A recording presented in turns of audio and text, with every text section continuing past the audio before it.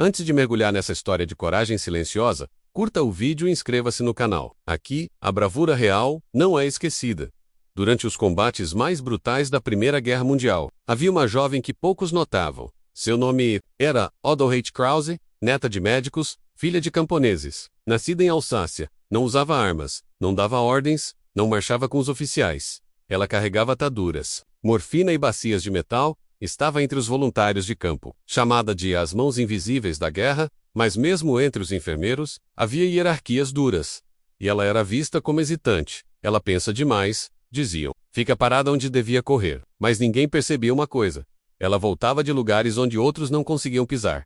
À frente de Verdão, era um inferno, fumaça constante. Lama até os joelhos, gemidos que nunca paravam, os médicos estavam sobrecarregados, e os corpos se empilhavam mais rápido do que as carroças podiam levar. Adelheid começou a se afastar discretamente dos limites seguros, ela ia sozinha. Até as crateras, trincheiras colapsadas e bosques vazios. Alguns soldados viam sua silhueta desaparecer no nevoeiro e pensavam que ela havia se perdido, mas horas depois, ela voltava, empurrando uma maca, trazendo alguém que já tinham dado como morto. Como você achou ele ali? Ela respondia. Porque escutei o que vocês ignoraram. Um tenente britânico, ferido na perna e soterrado parcialmente. Foi encontrado por ela após 2 dias. Estava desidratado, delirando, sem força para gritar. Adelheid encontrou-o porque, como dizia, o silêncio dele era diferente. Você é enfermeira. Sou o que restou. Ela arrastou o homem por 300 metros até o posto médico mais próximo quando chegou. Desmaiou de exaustão. O médico-chefe a repreendeu. Você desobedeceu. Saiu da zona segura. Mas, o tenente, dias depois, declarou. Estou vivo porque alguém hesitou, onde os outros avançaram. Mesmo assim, ela foi transferida para o setor de lavanderia. Na lavanderia, o cheiro era de sangue velho e fumaça de pólvora, roupas rasgadas, botas sem dono, faixas com iniciais. Adelheid lavava tudo em silêncio, mas à noite, escapava, voluntariamente. Caminhava até as cercas do setor hospitalar, levava pão, cobertores, palavras em 3 idiomas. Ela aprendeu francês, inglês e italiano para consolar os soldados. Você é fraca, menina, disseram. Você fala demais com os feridos. Isso os enfraquece. Mas ela sabia. Quando falavam, eles respiravam mais. E quando respiravam mais, tinham chance, mesmo que pequena. Numa madrugada gelada, um bombardeio atingiu parte da enfermaria. O caos se instalou. As enfermeiras fugiram. Médicos gritavam por socorro. Mas ela correu para dentro. Sem pensar, sem hesitar, carregou uns que ainda estavam vivos, arrastou pelas escadas. Improvisou talas com cadeiras. Fez respiração boca a boca num capitão francês. Ao sair, coberta de fulagem tossendo sangue. O general a viu. Ela segurava o braço de um garoto de apenas 17 anos. Ainda vivo, você desobedeceu de novo. Ela apenas respondeu. Fiz o que ninguém quis fazer. E caiu o show. Ela foi colocada em isolamento médico por 3 dias, suspeita de pneumonia, exaustão, febre. Mas antes que fosse liberada, um mensageiro veio buscá-la. Um grupo de soldados feridos pediu por ela. Disseram que só aceitariam tratamento se fosse a mulher que voltou para o fogo. Os oficiais cederam Adelheid voltou ao hospital de campanha, mas agora, com respeito nos olhos dos soldados. Mesmo assim, os superiores continuavam frios. Ela não é treinada. Só sobrevive porque tem sorte. Mas sorte não explicava como tanto sobreviviam quando ela os encontrava. Nem como ela sempre sabia. Ande procure. Durante uma missão de evacuação, a caravana de ambulâncias foi atacada por um grupo inimigo. Adelheid estava no último veículo. Todos fugiram para o mato. Mas ela ficou, trancou-se com 3 feridos dentro do furgão. Durante 6 horas. Fingiu estar morta entre eles. Silêncio absoluto. Quando amanheceu, os invasores tinham partido. Ela abriu a porta. 2 dos 3 homens ainda respiravam. O terceiro morreu durante a espera, mas com a mão segurando a dela. Ao reencontrar a tropa, ninguém entendeu como ela voltara. Por que não correu? Porque correr não os teria salvado. Adelheid passou a ser conhecida informalmente como a última do campo, pois era a última a sair e a primeira a voltar. Suas hesitações deixavam os comandantes impacientes, mas seus resultados deixavam os médicos espantados. Era como se ela soubesse quando alguém ainda podia resistir. Ela escutava, observava, e só então decidia. Sua lentidão não era fraqueza, era precisão. E, mesmo os soldados mais duros começaram a respeitar isso. Quando ela entrava numa tenda, paravam de resmungar. E quando ela saía, alguém voltava a respirar. Ela nunca se apressava, mas nunca errava. Um oficial alemão, aprisionado e ferido, foi trazido ao hospital. Ninguém queria tocá-lo.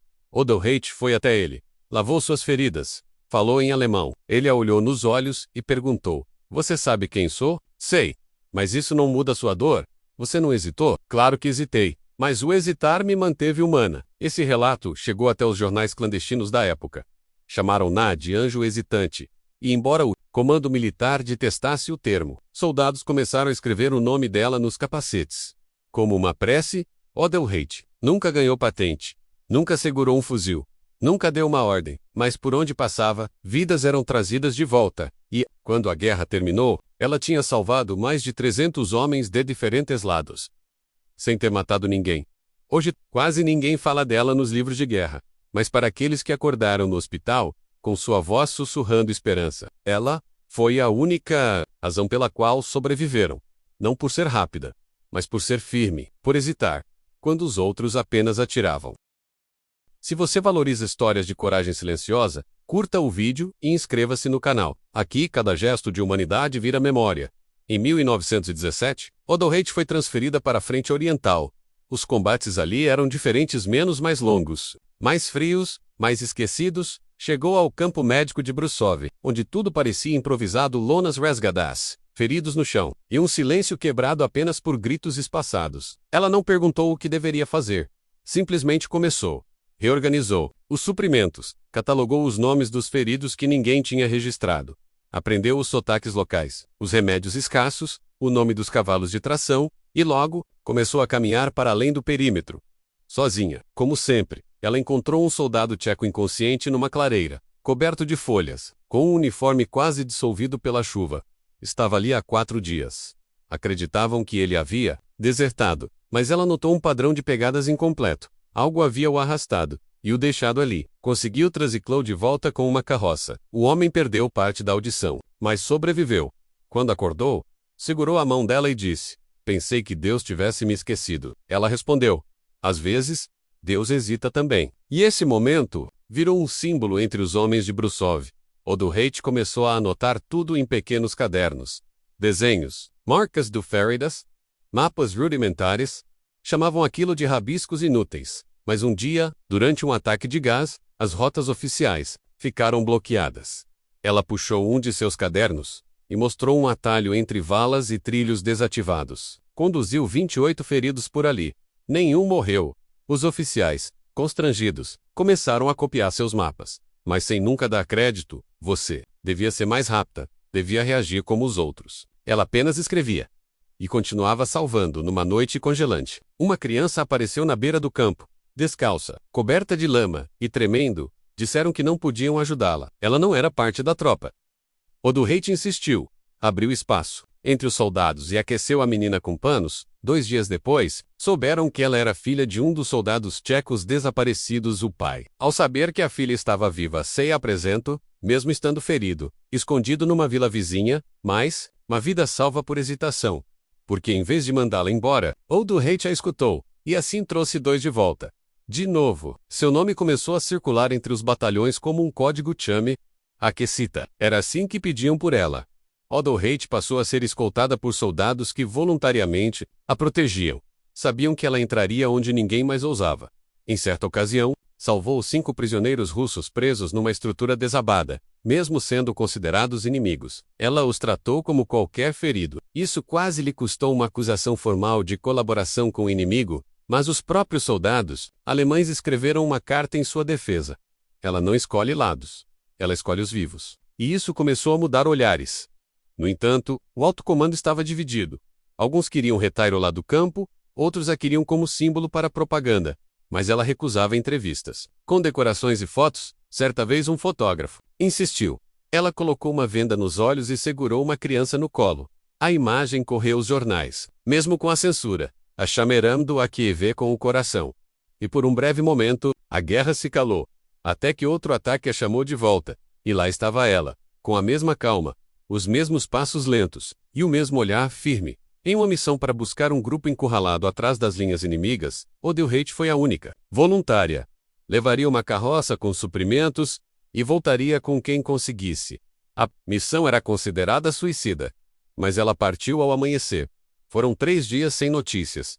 No 4º dia, ouviram sinos improvisados, ela surgia no horizonte, puxando a carroça. Dentro, 9 homens feridos, nenhum morto, todos conscientes. Um deles chorava e dizia: ela nos fazia cantar, para não dormir. Outro repetia: ela nos ouviu. E a lenda da enfermeira que salvava pela escuta crescia. Mesmo após dezenas de resgates, Otto Haight ainda ouvia as mesmas palavras. Ela hesita. Ela é lenta. Ela não é dura o suficiente. Mas em cada marcha de evacuação, em cada campo onde a esperança parecia morta, era sua presença que trazia um fio de força. Ela nunca gritava, nunca saía impune, mas bastava estar lá, para que os feridos acreditassem que voltariam, e isso era tudo o que precisavam. Era isso que nenhum treinamento ensinava, e que nenhuma patente sabia dar. Ao final de 1918, a guerra dava seus últimos suspiros, mas ainda havia campos de prisioneiros abandonados. Otto Haight foi uma das primeiras a ir até eles. Não por ordens, mas por saber que ninguém mais iria. Encontrou soldados sem nome, civis esquecidos, homens sem olhos, sem pernas, sem voz. Ela os escutou, um a um, e anotou cada nome, cada lugar de origem, cada carta que queriam enviar. Entregou esse caderno ao Comitê de Recuperação Pós-Guerra e disse: eles ainda estão vivos. Isso deve bastar. E deixou o prédio sem esperar agradecimento. Com o fim da guerra, Otto Haight não voltou para casa, ficou nos hospitais de reconstrução, cuidando dos últimos esquecidos. Nunca escreveu memórias, nunca pediu reconhecimento, mas por onde passou, deixou rastros invisíveis de sobrevivência. Décadas depois, arqueólogos encontraram marcas em barracas de campanha com nomes escritos em carvão. Ao lado de muitos desses nomes, havia sempre uma única palavra: ela. Nunca diziam o nome dela, mas sabiam quem era. A mulher que hesitava, que não corria, que escutava, e que, no meio do silêncio da guerra, trouxe tantos de volta. Se essa história te tocou, curta o vídeo e inscreva-se no canal. Aqui, cada vida salva vira memória eterna. Anos se passaram, o mundo mudou. Novas guerras começaram, outras terminaram, mas o nome de Otto Haight Krause ficou esquecido nos registros oficiais.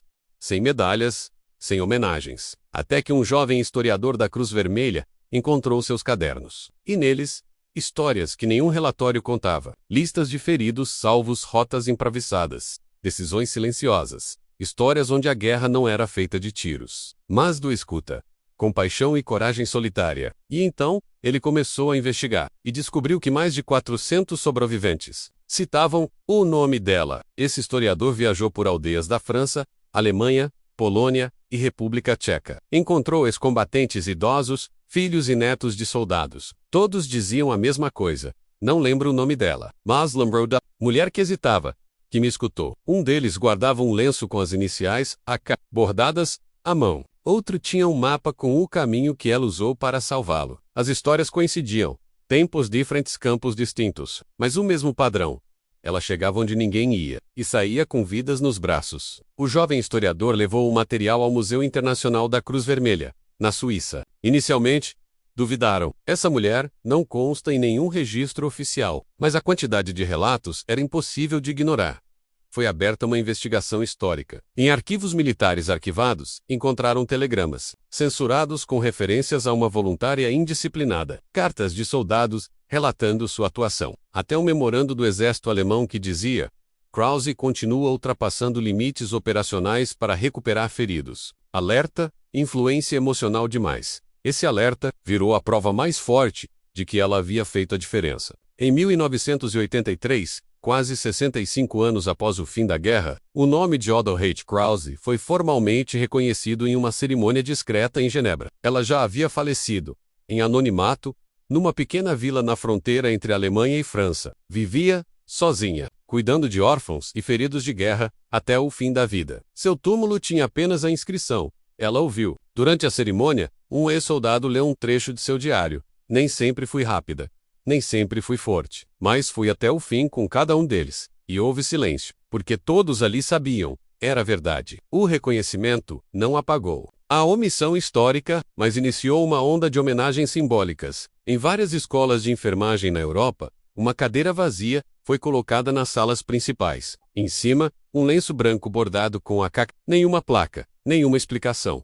só a memória do que ela representava. Na Alemanha, uma estação de primeiros socorros de emergência passou a se chamar Posto Odo Reit. Na França, uma sala de escuta para veteranos ganhou seu nome, e em Viena, uma estátua sem rosto foi erguida, com a mão estendida e os olhos fechados, como se escutasse alguém. A história de Odo Reit passou a ser contada em cursos de ética médica. Não como heroína, mas como exemplo de decisão. Ela escolheu desacelerar, ouvir, sentir, e mesmo sendo considerada fraca, fez o que muitos soldados treinados jamais tentaram: entrar na dor dos outros e trazê-los de volta. Seus cadernos hoje estão digitalizados, e em cada página, marcas de mãos sujas de terra, frases anotadas impressa, mas com precisão, como quem sabia que estava salvando, mesmo sem que o mundo visse, como quem fazia da hesitação um ato de salvação. Em 1997, um ex-combatente francês fundou uma organização não governamental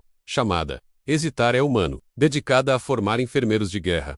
O lema vinha de Odo Reit. O símbolo era um par de botas e um caderno sobre elas. A organização cresceu, recebeu reconhecimento da ONU e passou a operar em zonas de guerra modernas: África, Oriente Médio, Balcãs. Muitos dos voluntários carregavam nos bolsos pequenas reproduções dos mapas que Odo Reit desenhava, não por utilidade, mas por lembrança. Para eles, hesitar significava pensar antes de julgar e salvar antes de vencer. Os soldados que sobreviveram graças a ela deixaram mensagens em seus memoriais, cartas, botas, fotos de filhos. Um deles escreveu: "Não lembro como ela se chamava, mas lembro do silêncio com que ela me arrastou pela neve. E do jeito como apertava minha mão. Ela não dizia que tudo ia ficar bem, mas dizia: ainda estamos vivos." E isso bastava. Outros deixaram mapas com trajetos rabiscados à mão, e em todos eles, no ponto final, estava escrito: "Volta, porque foi isso que ela deu a tantos, o direito de voltar." Não, não. 2000, uma jovem neta de um sobrevivente visitou o Museu de Genebra. Encontrou um caderno antigo com as anotações de Odo Reit. Ali estava o nome do avô dela datado de 1917. Ele nunca tinha falado muito da guerra, mas sempre dizia: "Uma mulher me trouxe de volta." A jovem então escreveu um livro, A Que Voltava. Fez sucesso internacional. Foi para cinema e virou símbolo de resistência civil. Não romantizava a guerra, mas glorificava a compaixão em meio ao caos. E no final do filme, uma única frase aparecia na tela. Ela ouviu. Hoje, muitos sequer conhecem seu nome, mas história ecoa em cada decisão silenciosa feita em meio à guerra. Em cada soldado que decide carregar um ferido antes de atirar. Em cada médico que escuta antes de intervir. Odo Reit Krause não foi a mais rápida, nem a mais forte, mas foi a mais presente. E isso a tornou essencial. Chamaram-na de fraca, por hesitarem, por parar, por escutar. Mas no fim, ela foi quem trouxe tantos de volta, e deixou uma certeza: talvez seja na hesitação que nasça a verdadeira coragem.